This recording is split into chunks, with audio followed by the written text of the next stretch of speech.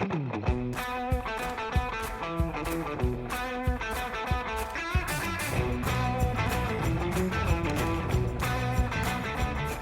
is the Camp Iron Mountain Podcast, a place to learn about U.S. military history as told through the stories of service members, military units, and supporting civilians.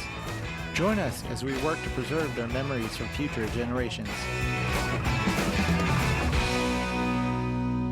Welcome everyone to the Camp Iron Mountain Podcast. I'm your host, Gabriel Suarez. Thanks for joining us today. We have another great episode for you coming up, but first, I have a request for everyone.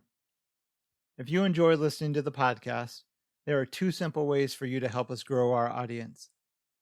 One is by taking a few moments to hit the subscribe button and leave a quick review on Apple Podcasts or whatever podcast player you listen to us on.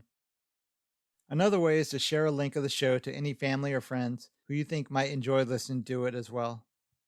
And that's it. Short and simple. Thank you. And now, on to the show.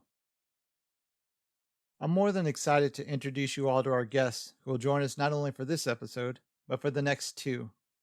When I started putting together this podcast last fall, I brainstormed a list of people I wanted to have on the show. An interview with these three gentlemen was near the top of that list. I couldn't get them together for one of the earlier episodes because all three were really busy with their post-retirement lives, mostly working again, but in different parts of the country and sometimes overseas. Through a little persistence and a lot of calendar shuffling this summer, we finally made it happen. In the next two podcast episodes, these three men will share their interesting story of joining the Army together out of high school in the early 1980s.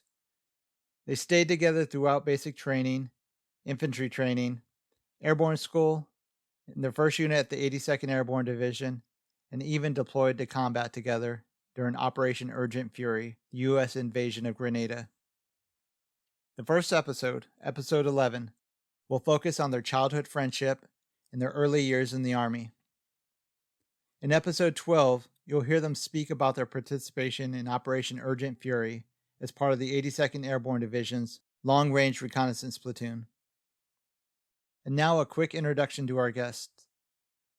Kenneth Williams served 24 years in the U.S. Army, first as an infantryman for a little over 4 years with the 82nd Airborne Division, before changing over to the Air Defense Artillery Career Branch. Before retiring as a senior instructor for the Air Defense Center Patriot Missile and Master Gunner Course, Kenneth served as First Sergeant for Echo Battery, 6th Battalion, 56th Air Defense Artillery in Ansbach, Germany. In addition to his deployment to Operation Urgent Fury, Kenneth deployed to the Kingdom of Saudi Arabia 5 times and supported the invasion of Iraq during Operation Iraqi Freedom. Post-Army retirement, Kenneth became a licensed realtor in California and currently holds state licenses for running residential care facilities for the elderly, adult residential facilities, and group homes for children. He's the co-owner of New Vision Services Incorporated, a business that provides care for seniors, disabled adults, and children across 15 facilities in the state of California. Joe Paez served in the U.S. Army for 4 years as an infantryman. His active duty military career ended due to an almost fatal parachute jump accident suffered while serving with the 82nd Airborne Division. After his recovery and discharge, Joe returned to California and served 5 years in the California National Guard.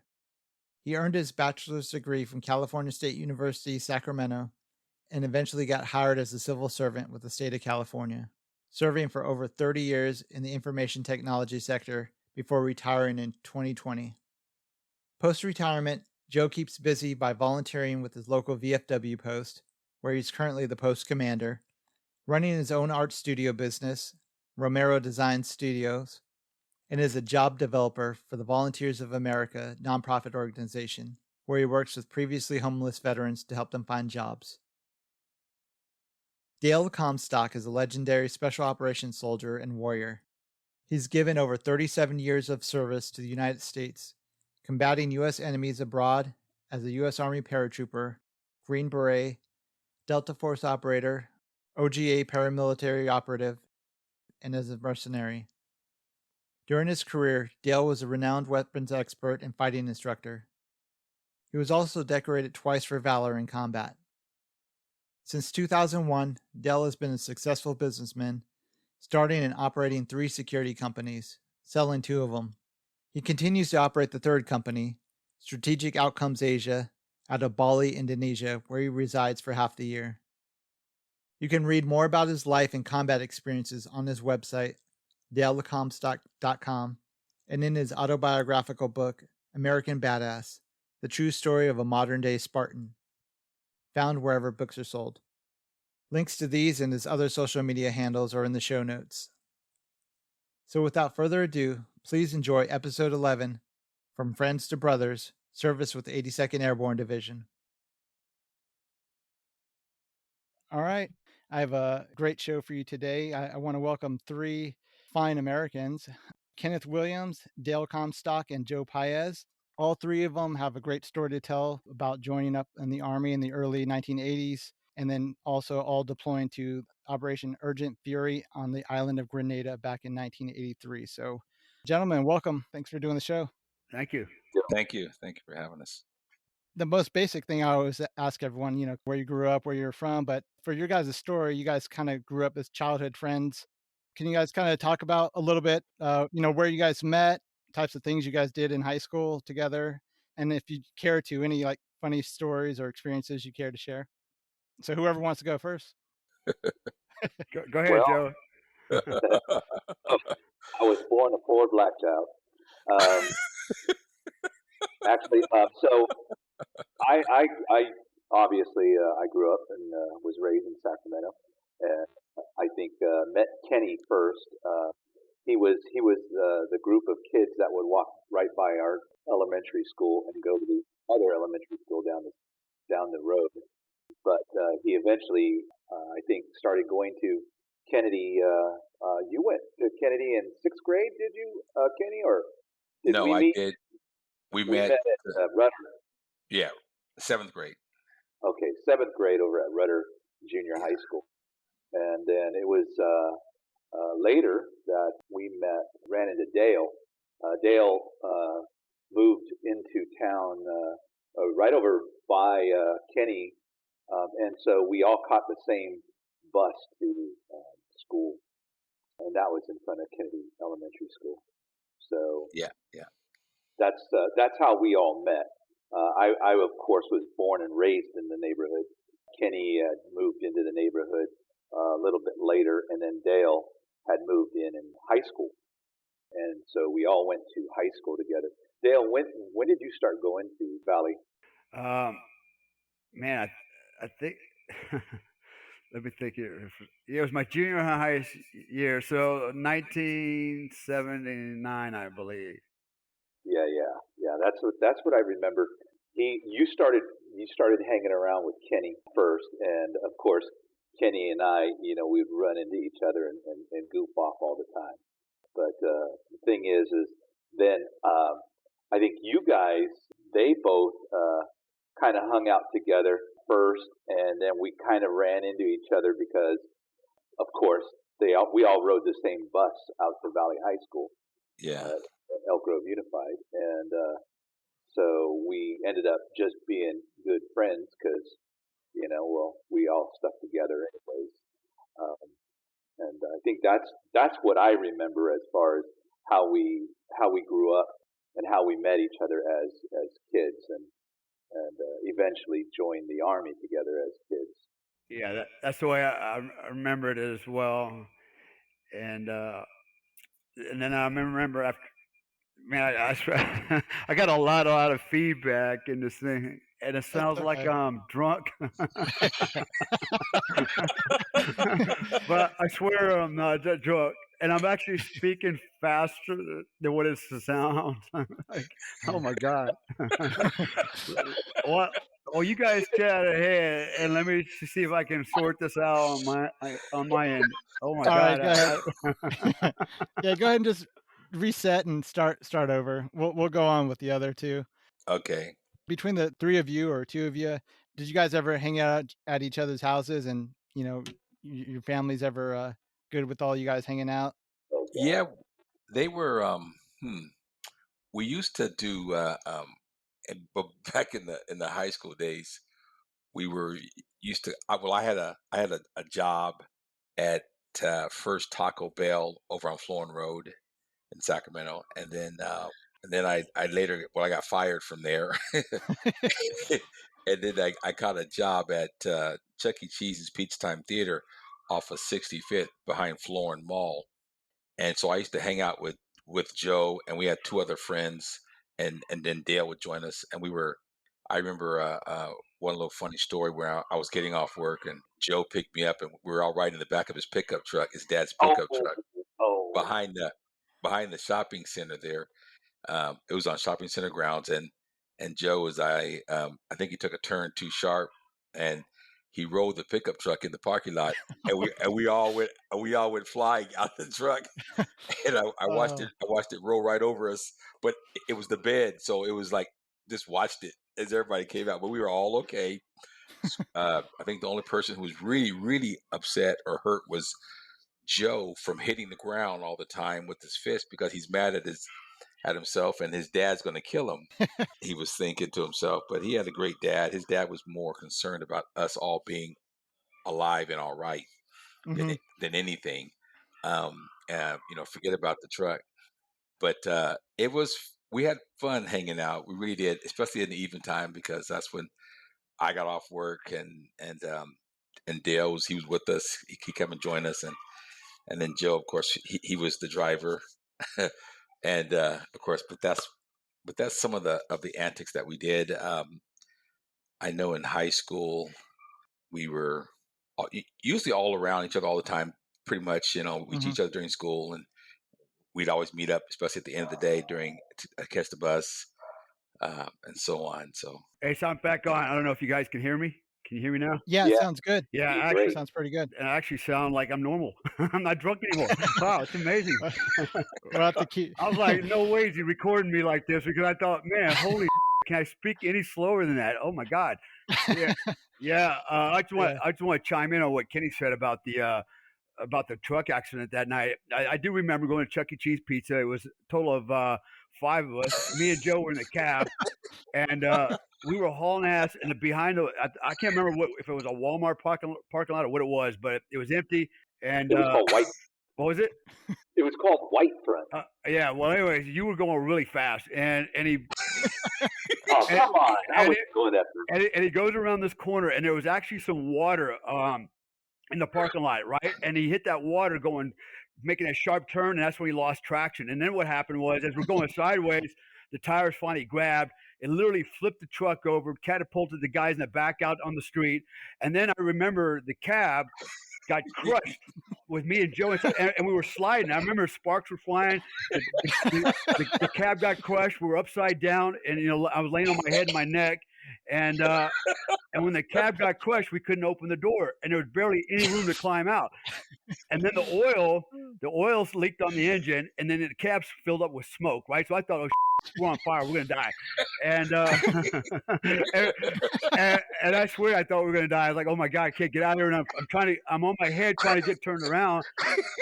And I remember, I think it was Barry or one of the guys. I think it was Barry was his name. He grabbed me by my hands and pulled me out of the rod. Yeah, exactly. Barry, he pulled me out of the cab and got Joe out. And you were all sitting there. And you're right. Joe was like freaking out, like, oh, my dad's gonna kill me. And I thought, oh man, yeah, he's gonna kill us all. And but his dad was actually really cool about it. I still remember that, man. He came out and he was like, okay. He goes, everybody okay? And I was like, yep, everybody's okay, and no drama after that. It was all good. But wow. But I do remember that night. It was and that was right before we went in the Army. In fact, we were getting ready to go in the Army when that happened. The 3 of us, we had actually signed up on the delayed entry program, and I think it was I signed up first, and I talked. I think next person I talked into it was Ken, and then we talked Joe into it.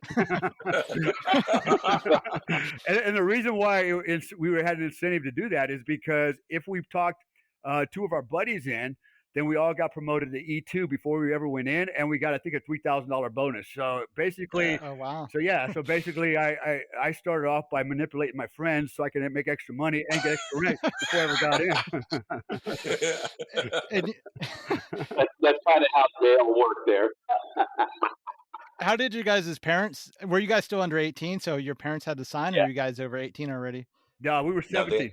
I was 17. yeah, So how they did your decide. parents? How'd your parents take you guys did? Well, you can do at the time you could sign up on the delayed entry program, and then Okay. and then when you turn 18, you actually go in. So by the age of 17, um, at least the beginning of the senior year, I had signed up, and so I really didn't need anybody's signature because I was kind of like it's kind of I don't know how you would phrase it, but basically they were holding a spot for me, and which Okay. turned out to be a lie, but because I actually I went in to be a ranger, and then when we signed up and got ready to go, they're like, "Oh, sorry guys, there's no more ranger slots, but we have infantry slots." and then I remember the other lie was, "Hey, it's really easy. When you go to the unit, no problem. Go to your sergeant major, tell him you want to go to ranger school. No problem. He'll send you. Just like that." And like, yeah, what a lie, man. It's like, you know what? You go to sergeant major, you go, "Hey, sergeant major, hey, this I can go to ranger school. I'd like to go to ranger school now, please." And you know what he's going to tell you, right? He's going to tell you to freaking Yeah. pack sand up your ass and go and go out there and mow some grass, ranger. And so yeah, that was a big joke. But anyways, we all got duped. If you guys remember, we had a pretty cool recruiting. Sergeant Dodd was his name, and he was our recruiter. Michael S. Dodd. Michael S. Dodd. That guy he was a used car salesman, and he was good too, man. He got all three of us without even trying. Well, obviously, you mentioned all the things that they promised and didn't deliver on. Was there any explicit promise saying that they would keep you guys together to Fort Bragg, I guess where you guys end up landing, or it just happened that way? Well, actually, we all ended up at the 82nd, what do you call it, depot, right? Where you go there, you sign in there first, and then basically they farm you out to your units. But it just so happened Joe and Kenny went to the second 325 Airborne Infantry, and I got stuck in the first 504, which really sucked, right? Because I wanted to be with those two guys, and but luckily I had a little bit of pull with my father. My dad was retired military, and Uh-huh. when he found out what happened, he actually called. If you guys remember Colonel Hamilton, right, the battalion commander. Yeah. So my Mad dad, Jack. my dad called him and said, "Hey, hey, can you work something out here? Get my son down to 325 with his buddies, and get it all." And he did. Colonel Hamilton thought it was really cool because he was also from the Sacramento area, and so Yeah. he just thought it was a cool idea to do that. Dale, he now lives here in Roseville. Yeah. So he actually set it up so that I could, they call it a voco, right? A vocal order. And basically, I remember I wasn't even in the 504th for maybe a week, and basically got the vocal order to go down to the 325, and actually ended up in the same platoon with Kenny and Joe. But I remember I paid a price for that because when they found out that my dad actually, called the commander, oh my God, the guys on my end. They just freaking beat me up, man. They were like, "Oh, who are you? Who's your dad? Oh, you think you're special? Blah blah blah," And man, they treated me like a redheaded stepchild, and I couldn't wait to get out of there. But yeah, it all worked out. We ended up in the same platoon together. Okay. Going back a little bit to when you guys went to basic training and infantry, any highlights or stories on how you guys got through that? Were you guys all in the same platoon during training, or you guys went through separate units? No, we were in the same platoon in infantry school, basic training, and AIT. I think we were one of the first OSET programs, right? Yeah. We went through basic training and infantry school together. We were, I think, first, second, and third platoon or squad leaders in basic training. And I don't know why, but they made all three of us squad leaders, and we were the only ones that weren't fired. I never been squad leader through the entire time I was there. As Ken, I think they made you the platoon leader at one time, but then fired you, right? Yeah, something like platoon sergeant at one time. Yeah, platoon sergeant. Student platoon sergeant. But and then when we graduated there, they threw us on a bus and drove us straight over to Airborne School. And we were, of course, in alphabetical order, so we were rooming with other people because there was other people within our, alphabetically closer to us. So, but we were on the same floor and in the same school and the same. What did they call it back then? Sticks, or it was a company, chalk, yeah, chalk.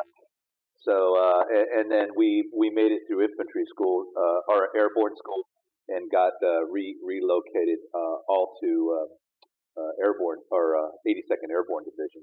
But Dale, you originally somewhere in infantry school, didn't they have you going like to Germany or something like that? I don't remember that. That was dude. That's been a long time ago, man. Yeah. Yeah, I don't remember. I don't remember that.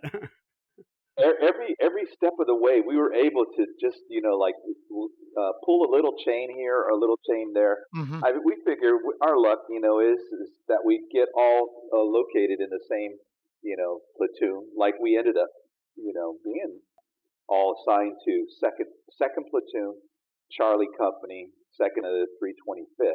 After all said and done, and of course, I don't think they were too happy to have all three of us there because we were the only ones that they couldn't pull on. We had, of course, cherry initiations and stuff like that, and it happened to everybody but us Yeah. Yeah. because we always had each other's back. And the other thing I remember about the platoon is me, Joe, and Kenny, and our platoon leader and platoon sergeant were the only 5 guys in the whole platoon that didn't smoke dope. Yeah. Right. And so, Yeah. because we were 3 enlisted, junior enlisted guys, everybody kind of looked at us a little cross. It's like they thought we were snitches Mhm. or whatever because we were the good boys, and but we got along with everybody. But it was a little challenging, man, because there's a reason they call the 82nd Airborne Division back then the Jumpin' Junkies, because literally you could look out the windowsill and down on the ground, and there would be marijuana plants growing at the bottom of the windowsills on the ground where they had swept the Mhm. marijuana seeds out, and so for the 3 of us, it was a little challenging because we were kind of we were all 3 of us were kind of athletes, and remember in Valley High Yeah. School we were we were the athletes where everybody else we Yeah. call them zipper heads, and we had goat ropers, right? So we had names for every group, and we were basically the athletes, and so doing drugs and marijuana wasn't a part of part of our program, so it made us a little different, Yeah. and maybe in some ways people just kind of felt like that maybe we weren't completely one of them, but I think we proved ourselves over time. Yeah. Was this a lot of it just because it was still kind of early in transition to the all volunteer force? There were still like lingering issues from the post Vietnam era of the discipline issues, like you were saying, and drugs and everything. You think that was part of it, or is just happened to be that unit at the time? Um, and somebody's playing music. Some, Oh, that's my phone. somebody's playing Christmas music. Kenny, you playing Christmas music already, dude? That's my phone ringing. A little early for Christmas, man. Yeah, I don't know if you guys want to answer that. I just think it was, the times, post Vietnam, and we just got there in 1981, and so even our platoon Sergeant Wilson, was a Vietnam vet. In fact, I just talked about him the other day. I remember he reminded me of Barnes in the movie Platoon, right? He had the whole look, the Mhm. whole, the whole stoic mannerism about him. Just a badass, man. He didn't have the scar on the face, but you could tell he's been there and done some shit, and I got to Yeah. be honest with you, he was actually, as our first mentor, he had made quite an impression on me even to this day. And I actually used one of his quotes, if you will, if it's a quote, but it was one of his what's the word I'm looking for? Basically, one of the tenets he was teaching us, Mhm. and and I remember in the field he had told us, as an infantry platoon, when you fire a maneuver on the objective, the one thing that you cannot compromise in any way is momentum. He says you have to maintain momentum through the target, right? Otherwise, you become decisively engaged. And and that resonates with me in the movie Hamburger Hill, where they're fighting up the hill, and then basically couldn't get up the hill, and and so to this day, I've never forgotten that lesson learned, and I actually teach that in when I teach. There's 3 principles of combat: speed, surprise, violence, action, and I actually include momentum as the 4th tenet because of that guy. So he made quite an impression, and I don't know whatever happened to him, but I think we were pretty lucky to have a platoon sergeant like that. Yep. Kenneth, did you have any other leaders that stood out for you during your early years? Um, I like Corporal Kennedy. He was he was like he was That was like Wilson's evil sidekick. He was like Radar O'Reilly on MASH. Corporal Kennedy was he was a he grew up in in South Rhodesia. Africa. Yeah, his father was a missionary, and he could navigate with the stars, and that's why our platoon and our squad was always the point squad and the point team for the platoon, Mhm. and our platoon was the point for the company, and our company was point for the battalion. We did movement to contact. So we were really good at navigating and getting to the objective, and he had some real good stories, and he was very, very scary. He was like, I mean, he tell you some real stories that happened to him, and very believable for a young person when you're coming into the military, and you just had to listen to what he said because he was just that impressionable. Mhm. Oh, Corporal Kennedy. What about you, Joe? Any leaders? Yeah, I think it was as well Wilson, and then of course the colonel. The colonel always impressed me. He always. I remember the day Kenny and I got called down to the battalion headquarters by the colonel, and that raises everybody's eyebrows. And when we get Mhm. down there, there's Dale in his office. You were sitting on his credenza, weren't you, Dale? I don't know. Drinking a coffee, We're like, drinking a latte, waiting on yeah. you guys. Hey, come on, guys. I was just thinking, I was looking at the colonel, and this is the first time I've seen him up close. And I'm like, holy shit, why is Dale sitting on the colonel's freaking credenza? And I Mhm. guess you guys were chopping it up in there. So Kenny and I, of course, the Sergeant Major Brajas, Yeah. who was sitting in his doorway yelling at us like, "Why the hell are you guys in here in the colonel's office without telling me or checking in?" I'm like, Mhm. dude, I don't know. I was just calling in here, and of course he calls us in and he starts asking about Dale and stuff like that, but and then he kind of like led on, I know what it's like. I'm from California, and yeah, I did get a call, and I thought, as long as you guys know him, and you guys went to high school together, take his across the street and change out Mhm. his flash on his beret because that the 504 is not the flash we wear here, but he was always really cool about what he did. He was another one of those scary people that we had the luxury of having a lot of Vietnam veterans in our organization, Yeah. and yeah, like Dale says, we had a lot of guys that were kind of misfits. The Army was pretty much downsized, Yeah. because there was really nothing going on, so there was a lot of hurry up and wait. But the gems from the Vietnam era, those men that were there in our units were always people that stood out to me because they didn't just say it, they lived it. Mhm. You can always tell who was there and who was there maybe loading cargo or typing documents.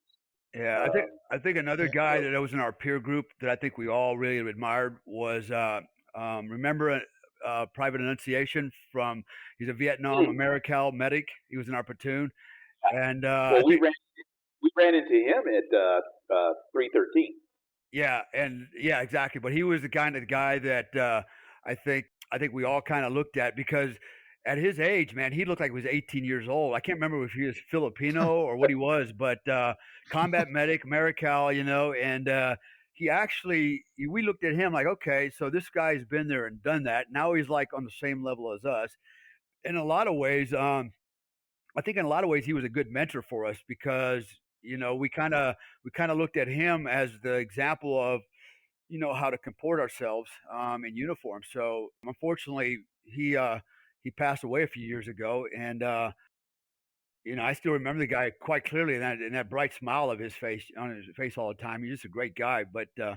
yeah, there were like Joe said, man, there were guys that particularly veterans from Vietnam that made quite an impression, I think, on all three of us, and in our careers, and not just our careers, but really our lives, man. Because even Yeah. to this day, these guys still, I still think about them, and I still think about their characters and some of the things they've said, and the way they they handle themselves, and and these were all positive things that I can relate to Mhm. today. Yep, Yeah. yep. Can you guys, I guess, talk about what kind of training you guys did as junior soldiers when you were at the 325th? Training exercises. What types of things did you do? Guard duty. Interior guard duty. Heavy drop guard duty. Yeah. No, actually, the basic infantry courses that Dragon Gunner School. Yeah. 60 leadership. Yeah, 60 leadership. RTO. Yep, RTO school. Yeah. PNOC back then. I think Dale was it still PNOC when you went through it? Yeah, it was PNOC. Yep. And then they changed it to PLDC, and everybody started going to it. It used to be a PNOC, and then you also went to Recondo school. Yep. I ended up getting my Recondo badge on the third week or the second week. I can't remember what it was, but they also gave us a Recondo because PNOC was for leadership. Combat arms. Well, it was leadership for combat arms. Combat arms. And everybody else went to PLDC. All the other non-combat arms, non-commissioned officer leadership. That was the primary course.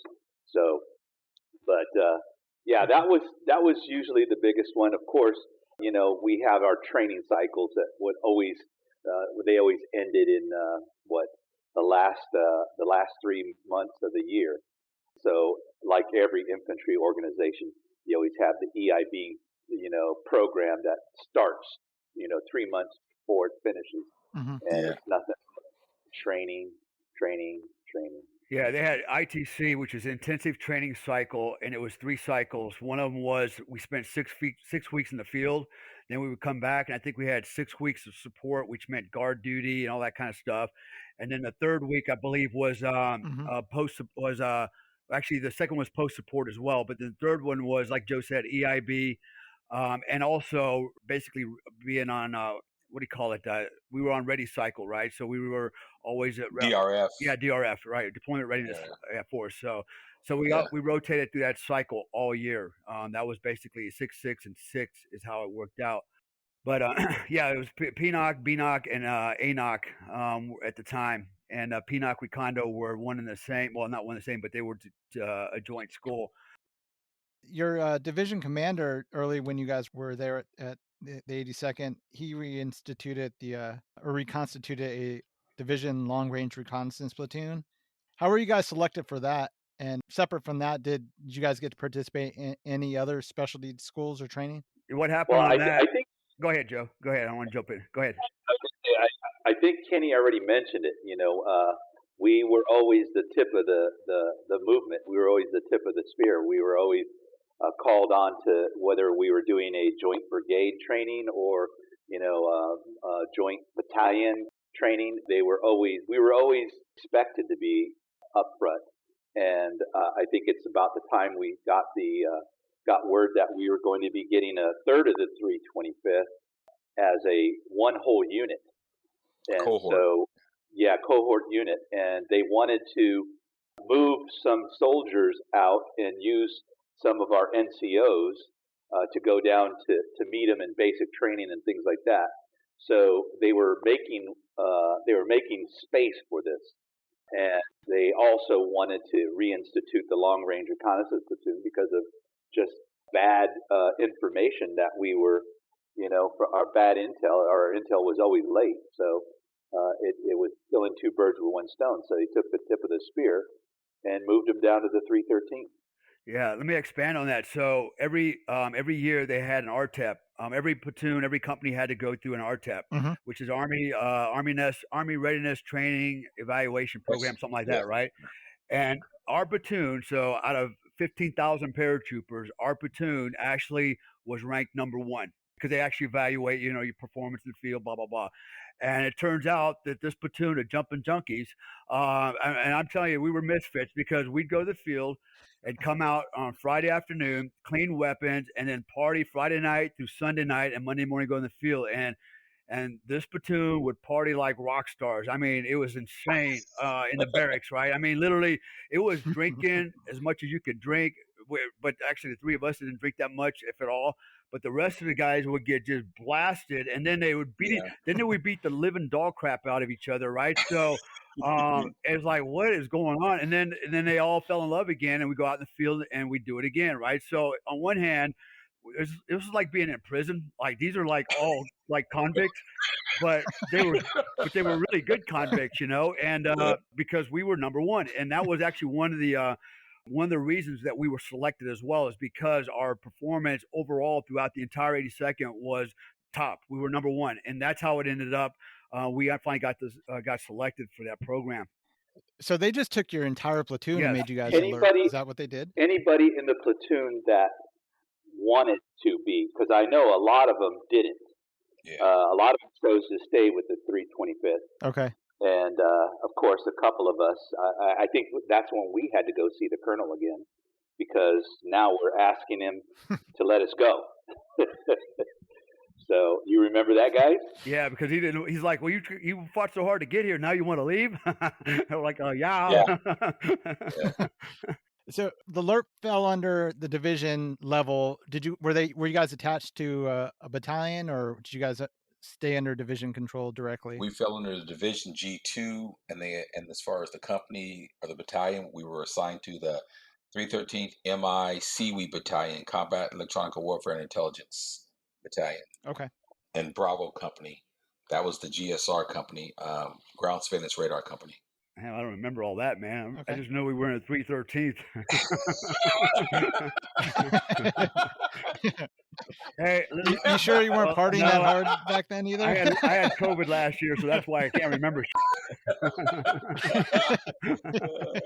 Did you guys get any specialty training for that? I think I remember seeing a picture of you guys. You guys got to go to England, or they came to you to train with the SAS, or was that part? No, we actually got it. We actually went to SEER school. Yeah, we went to England actually to their T2 SAS compound and trained with their RNS, which is recon, their long range reconnaissance element, which is part of T2 SAS. And we went out to Hereford, you know, and we got to go through all their training and stuff like that. And it was kind of an exchange program, because we also had a British platoon sergeant, a color sergeant is what they call him. That was our platoon sergeant. So he came over an exchange program, and I don't remember his name either, but he was a character. You know, typical British humor, and but actually a good guy. And I think in some ways he was facilitated this exchange program, or he was the result of the exchange program. But nonetheless, we kind of got a connection with the British reconnaissance, their version of the LRPs, long range reconnaissance. Okay. Also, I don't know if this was during your time in the LRP or when you guys were still in the 325th, but another, newsworthy event that took place while you guys were there was the Gallant Eagle 82 exercise at the National Training Center. I guess it was probably one of the largest airborne training events since World War II. Yeah. Did any of you guys make that jump? Yeah, all three of us. We were all on that jump. It was kind of a memorable experience, because for me, I think I was jumping the Dragon missile pack, because I was a Dragon gunner at the time, and I had a lot of weight on, but that I was carrying, so we had to use the lowering line system. Anyway, we had loaded up on C-141 Bravos out of Pope Air Force Base, and I think this is going to be like the largest jump. I think it consisted about 3,500 troops plus heavy drop equipment that was going to come in first, and then we come in. And it was supposed to be televised on Good Morning America, in which it was. And drop time was something like at 6:30 in the morning or something like that, Pacific time. I remember the doors open.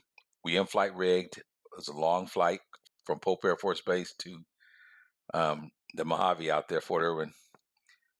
We in-flight rig. I think they were going to be using 5 drop zones.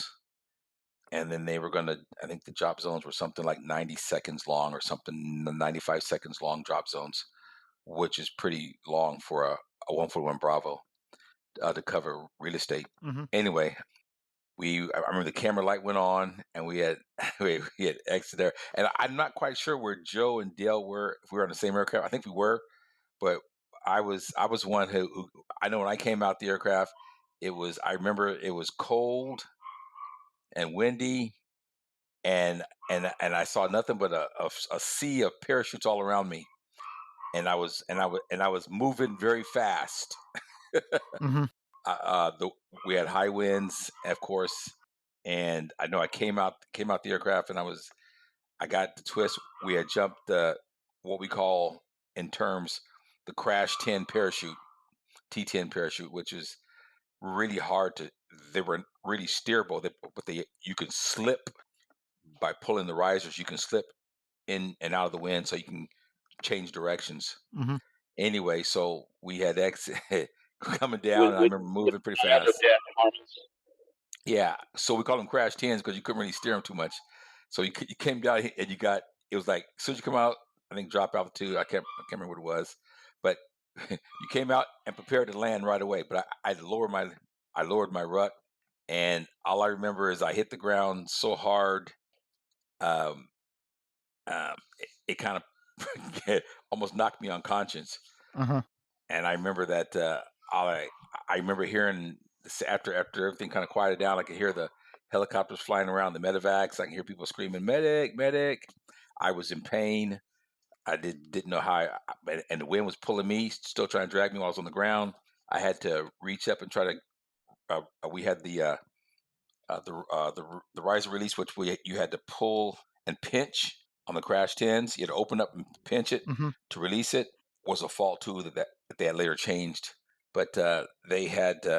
I was pinching it and it wouldn't release. It wouldn't release, and I was, oh my god, and I was in a lot of pain. So I remember I finally got it release, one of them, so that way the wind would stop dragging me. And I was just laying there, and someone had came over because they saw me, and that's when they said, "Are you hurt?" And then they cut me out of my gear. And I remember they stayed with me the whole time, and said something to the effect, when the helicopter came, they got me on the helicopter. I remember them saying as I was kind of going in and out, the guy above me was dead, because the medics were treating everybody who they were putting on, but I heard him saying he was dead. Mm-hmm. So that kind of made it really surreal to me. And then I got to an evac site. MASH unit that they had on the ground that came from, I think that came from 18th Airborne Corps.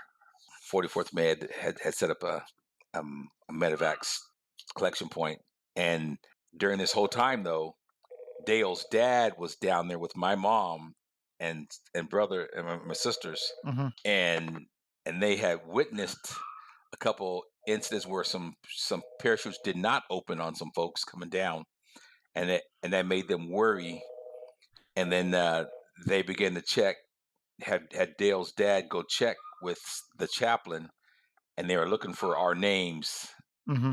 They were checking our names on the list, and they were fine, but my name was on the list, I guess, because they found me. Mm.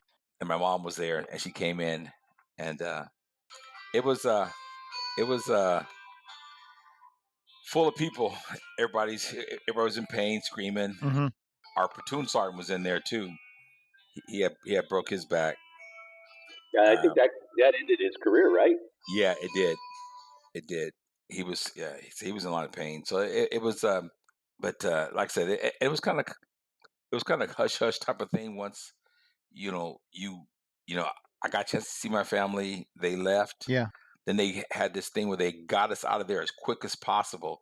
They evacuated everybody that evening on vehicles to what was open at the time was March Air Force Base in Southern Cal, and they took us all to March, and they flew us back on 141 medevacs, flew us back to Pope Air Force Base, got us to the hospital at Womack Army Hospital, and then a full-bird colonel from 18th Airborne Corps came in and swore us in to secrecy, not to talk to, couldn't talk to no reporters, could talk to nobody. I remember that distinctly. Mm-hmm. And they kept us in there for a while. And then they came in and they evaluated us, and they said, how many people want to go on days leave? How many days leave you want? And I didn't know. They offered steak and eggs, huh? So I said, I didn't know what to say. So I said, I'll take 21 days leave, medical leave. I'll take 21 days. I should have said 30. They go give it to me, but I said 21, a magic number, and they gave it to me. And I remember I had a back brace. They flew me home on on a medevac flight. Mhm. I think at that time, I don't know if my mom picked me up or Joe's dad picked me up. I can't remember, because usually sometime when I fly home, his parents pick me up from the airport from the base. if it was a medevac flight Yeah. or a Mac flight rather, and that's kind of what happened to me while they were out in the cold. And the exercise continued. It freaking snowed on us, Kenny. And they were mad at me While because I was. you were They having steak got and mad. eggs, They got mad at you me. were you were at the local discotheque. I had three fractured vertebrae in my spine, so I wasn't really partying, but I had a back brace I had to wear. But it was just kind of funny because they were mad at me because I got out of the exercise, and they got snowed on. Joe or Dale, did you guys have a pretty hard landing yourself? Actually, what happened with me is I got so excited that I forgot to lower my rucksack, and so when I landed, like Kenny said, the T10s had that messed up connector that as long as there was tension on the risers, you couldn't pop the connectors and release Yeah. the parachute. So I remember hitting the ground and with the rucksack on, and I ended up on my back, and I couldn't roll over because this thing was between my legs to my front. So the best I could do was lay on my side as I'm being dragged, and I probably got dragged, I don't know, if I had to guess, about 200 to 300 yards. And as I'm getting dragged, I literally ripped off all my BDU sleeves, my pants, my cargo pants, my watch, my helmet liner came up. Everything on one side was stripped. I lost my watch, and I didn't know how I was going to stop because. And as I'm being dragged, I'm looking at other guys getting dragged with me, right? Like all on the line, like a race, and every time it would kind of stop, I remember trying to get to my feet with that rucksack on, and all of a sudden it would just snatch me back off my feet, and we'd go for another ride for a while. It wasn't until somebody pulled my chute down and stopped it that the madness ended. Hmm. But on the upside, though, me and Joe stayed out in the field freezing for quite a while. But the upside is when it was all over, I actually got a date with a pretty hot chick, a reporter. And she wanted to do a little interview, and I gave her the interview, all right, and it was cool. So, Did you find new pants by the time you did the interview?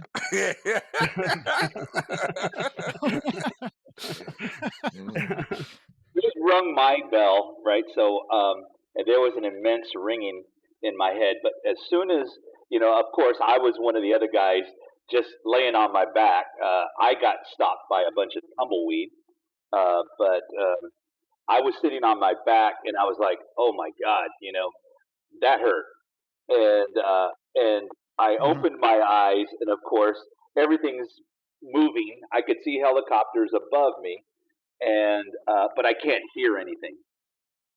I couldn't hear anything, and that told me that I probably was knocked silly. But then, of course, I said, "Oh," and I said, "Medic!" I could see the helicopter above me, and I said, "Medic, medic!" But I couldn't hear anything, and I rolled over and saw everybody else, and then my hearing started coming back, and I heard everybody else yelling for medic. So I said, "Ah, screw it! They're not going to get to me." So I rolled over, rolled my stuff up, and I made it as best I could back to the rallying point that we had set up. And so I think it was me, and it was the company XO.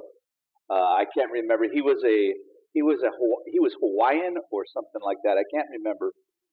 Maybe he was Filipino, but he had blood coming down the side of his helmet, and he was trying to get everybody in a security circle to create a company CP. And so I'm sitting there, and of course, I just threw my parachute in a big pile with everybody else. It kind of like staggered over there and flopped down behind my rucksack. And then I see Dale coming towards me, and wearing a half a uniform. no, you didn't realize it, but the pockets on your rucksack were torn off as well. So we had 3 pockets on the front of his rucksack, and that's where we put our socks and our underwear and stuff. but Dale was carrying his underwear and his socks in his hands. I think he had followed the trail that he dug through the desert floor. I think you also went across the street, didn't you, Dale? Yeah, I went across the asphalt road. Yeah. Yep. Yeah. But so he got drug across the asphalt road, and I think that's what tore those pockets off. But Dale was just looking at me like it was him, me, and this first lieutenant in a company CP, and he's got all his socks and his underwear in his hands, and you know what I learned from that? I never wear socks or underwear in the field ever again. I solved that problem. Smart man. That's why they call him Commando, right? So, yeah, it was. I mean, the nice thing is we laugh about it now, but back then when it was happening, it wasn't too funny. Yeah. I think it took about 3 or 4 days to get all my hearing back. But just seeing Dale, and then of course we didn't know where the hell Kenny was, and come to find out he was doing steak and eggs with the colonel. Already. Yeah, right. He was already back in Sacramento, partying, and we had to go out and kill the California National Guard. Reading up on it, the final tally was something like 4 paratroopers were dead, over 100 were injured. And I think they, like you guys were saying, that it was the high winds. They misread the high winds, the gusts that were happening from where you guys were jumping to where they were taking the readings, and it just caused all that. Actually, I think it was more like 11 or 13 total kill, because the guys that didn't get killed on the jump, they had a couple of accidents with vehicles, rollovers, and stuff like that. So we had, that whole exercise probably cost 11 lives out there, 11 or 13 lives. It was something ridiculous like that. And the whole exercise was a show of force at the time to the Russians. Mm-hmm. Go look at us. We, biggest airborne operation since World War II. And if I remember right, it was something like 70 C-141s and about 80 C-130s over the, I remember drop zones, silver, gold, like 5 drop zones. And actually the winds were too high. And the guy that was actually taking the wind readings was a chaplain standing behind a van on the leeward side. And so it's like, oh, ain't no winds here. While on the other side of the van was a hurricane, and I think it was 17 to 23 knot winds. Yeah. So yeah, that was actually our cherry jump too, by the way. I believe that was our 6th parachute jump, our first parachute jump out of jump school. Huh. I believe, right? Am I not correct, Joe? McKinney? I'm not sure. Yeah, I think that was our cherry jump, man. We popped our cherry there, all of us. Hell of a cherry. Please join us next time for episode 12 from Friends to Brothers, Operation Urgent Fury, in 2 weeks. See you next time.